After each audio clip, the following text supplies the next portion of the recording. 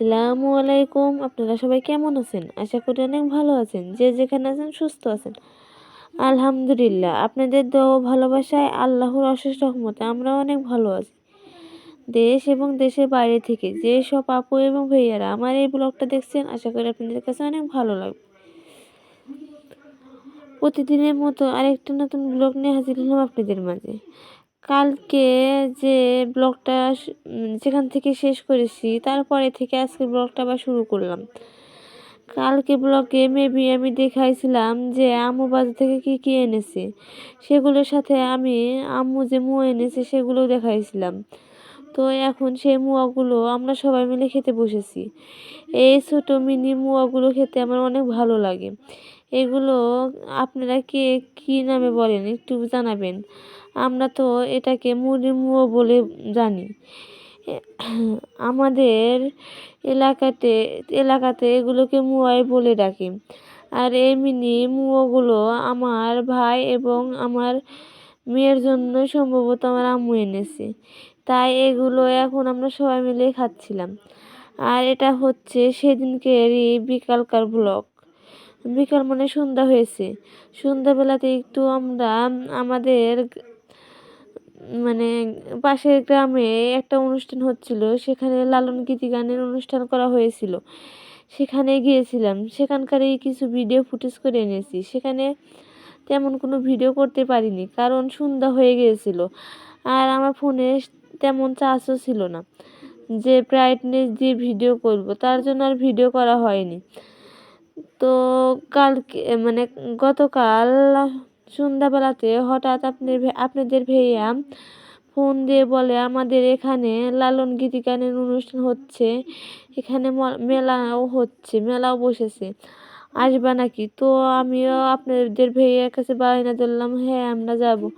তার জন্য আমরা 3 বোন মিলে এবং আমার মেয়েকে নিয়ে সবাই মিলে মেলা থেকে ঘুরে এলাম। সেই মেলাতে গিয়ে আমরা অনেক মজা করেছি, অনেক কিছু খেয়েছি, সেগুলোর আর ভিডিও করতে পারিনি, কারণ তখন বললামই তো আমার ফোনে চার্জ ছিল না, ব্রাইটনেস দিয়ে কোনো ভিডিও করতে পারতেছিলাম না, অন্ধকার কেমন জানি ভিডিও আসছিল, সেজন্য আর ভিডিও করা হয়নি। আর এখন আমাদের আস্তে আস্তে প্রায় রাতই হয়ে গিয়েছিল। আমরা আস্তে আস্তে এশারে আজান বাদ দিয়ে এসেছি। তো তাই আপনাদের ভাইয়া আমাদেরকে এখানে দিতে আসছিল, কিন্তু আর থাকেনি, কারণ ও ওখানে অনুষ্ঠানে অংশগ্রহণ করবে। ও ওখানে মানে অনুষ্ঠানটা পরিচালনায় দায়িত্বে ছিল, তার জন্য আর থাকতে পারেনি। কিন্তু আমাদেরকে বাসায় দিয়ে যাওয়ার জন্য ও আমাদেরকে বাসায় রেখে গেল, বাসায় রেখে যাওয়ার জন্য আমাদের সাথে আসছিল। আমি ভয়েস দেওয়ার সময় অনেক ভুলভাল বলি, আপনারা সেগুলো মানে কোনো মাইন্ডে নেবেন না, আমাকে ক্ষমা করবেন। এখানে আপনাদের ভাইয়া আমাদেরকে অনেক কিছুই কিনে দিয়েছিল, সেগুলো আপনাদের ভাইয়াকে খেতে দিলাম, সেটাই খাচ্ছে। এখানে ছোলা ছোলা বড়া, গুলগুলি এবং চিড়ার একটা মুয়া, সেটাও খেতে অনেক মজা লেগেছে। হালিম এগুলো প্যাকেট করে নিয়ে আসছিলাম বাসার সবার জন্য। তো এগুলো আপনাদের ভাইয়াকে খেতে দিলাম, ও খেয়ে নিচ্ছিল এবং আমরাও খেয়ে নিচ্ছিলাম। আর এখানে আমার মেয়েটাও খেয়ে নিচ্ছিল। আপনারা সবাই আমার মেয়েটার জন্য দোয়া করবেন। এখানে আমরা সবাই মিলে খাচ্ছিলাম। আর এখানে আরও কিছু ছিল, সেগুলোর আর ভিডিও করা মানে কথা মনেই ছিল না। আসার সাথে সাথে আমরা ফোনটা একটু চার্জ দিয়েছি, চার্জ দেওয়ার পরে ভিডিও করা হয়েছে। এখানে আমার বোনকে বলতেছিলাম যে কেমন লাগতেছে, আমার বোন বলতেছিল সেই সাথ অনেক মজা হয়েছে। আর এখানে আমার ভাই, ওর তো সারাদিন এই তেলের বোতলটা দিয়েই খেলতে হবে, ও সারাক্ষণ এরকম করে। আর আমার মেয়েটা এখানে হালিম খাওয়ার জন্য কীরকম করতেছে। আজকে মেলাতে গিয়ে এইগুলোই কিনে আনা হয়েছিল। এরপর আর সেদিন কোনো তেমন ভিডিও করা হয়নি। এটা হচ্ছে তার পরের দিনকার ভিডিও। পরের দিন আমার বোন একটু ফ্রেঞ্চ ফ্রাই বানাবে। ফ্রেঞ্চ ফ্রাই বানানোর জন্য এখানে 2টা আলু কেটে নিয়েছি। এখন এই আলুগুলো সেদ্ধ দিয়ে দিবে। আর এই ফ্রেঞ্চ ফ্রাইগুলো আমার কাছে খেতে অনেক মজা লাগে, অনেক ক্রিস্পি হয়। আপনাদের কাছে কার কাছে এই ফ্রেঞ্চ ফ্রাইগুলো মজা লাগে আপনারা একটু কমেন্ট করবেন। আমার কাছে তো অনেক ভালো লাগে।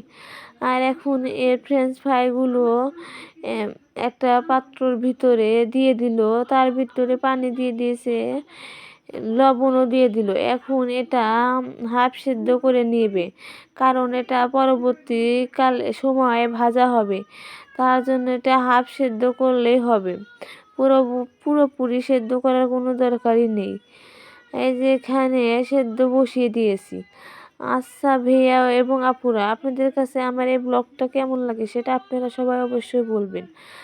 আর এখন এই তো সেদ্ধ করা হয়ে গেছে। সেদ্ধ করার পর আমার বোন এগুলোকে ভালোভাবে ছেঁকে একটা টিস্যু দিয়ে ভালোভাবে পানিটা নিংড়িয়ে নিয়েছে। নেওয়ার পর এখন এর ভিতরে মশলা দিয়ে দিচ্ছে, মশলা দিয়ে মাখিয়ে ভেজে নেবে। আর এই ফ্রেঞ্চ ফ্রাইটা কিন্তু আমার বোনই বানিয়েছে, এটা ওরই রেসিপি। আপনারা সম্পূর্ণ ভিডিওটা দেখবেন।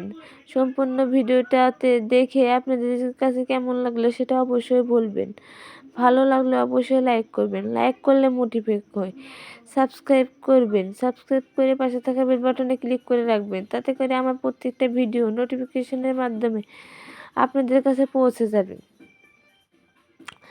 আর আজকে যা যা সুন্দর সুন্দর মুহূর্ত পেরেছি সেগুলো আপনাদের সাথে শেয়ার করার চেষ্টা করেছি। আশা করি আজকের ব্লগটা আপনাদের কাছে ভালো লাগবে। এখন আমার বোন এর ভিতরে সব ধরনের মশলা এবং এর ভিতরে একটু ময়দাও দিয়ে দিয়েছিল। এখন এগুলো ভালোভাবে ঝাঁকিয়ে মিশিয়ে নিচ্ছে। আর এটা কিন্তু দুপুরবেলারই ভিডিও। দুপুরবেলাতে এই ফ্রেঞ্চ ফ্রাইটা আমার বোন বানাচ্ছিল। এখন এগুলো ভালোভাবে ভেজে নেবে, তার জন্য চুলার উপরে একটা কড়াই দিয়ে দিল। কড়াই দিয়ে এখন ভালোভাবে ভেজে নেবে।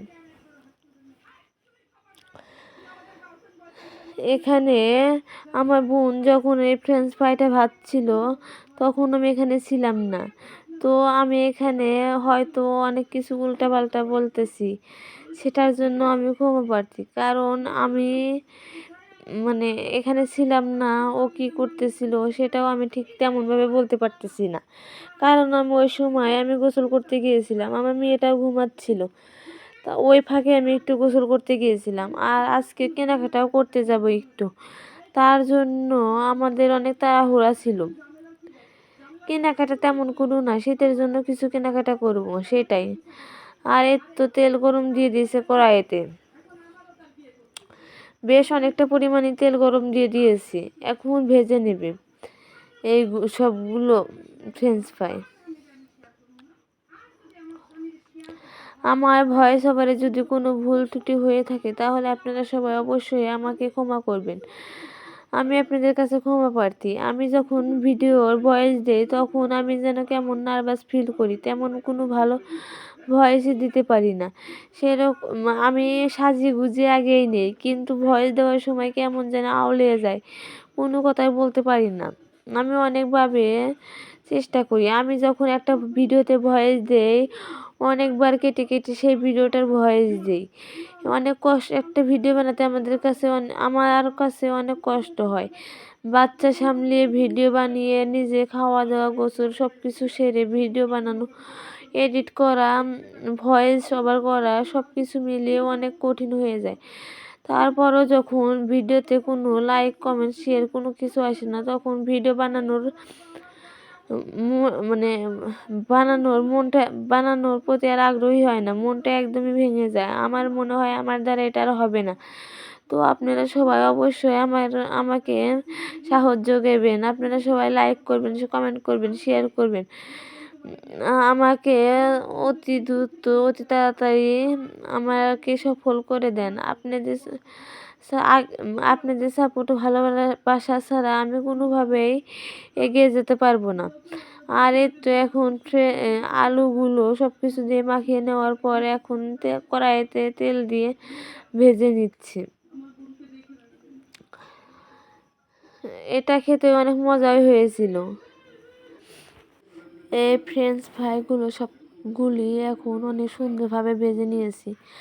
এখন নামিয়ে নিচ্ছি। এখানে খুবই অল্প পরিমাণ ফ্রেঞ্চ ফ্রাই ভেজে নিয়েছি, কারণ আমাদের অনেক তাড়া ছিল, কারণ আমরা এটা খেয়ে দিয়ে শেষ করে আবার বাজারে যাব কিছু কেনাকাটা করতে, বাবুর জন্য শীতের কিছু লোশন ক্রিম কিনবো।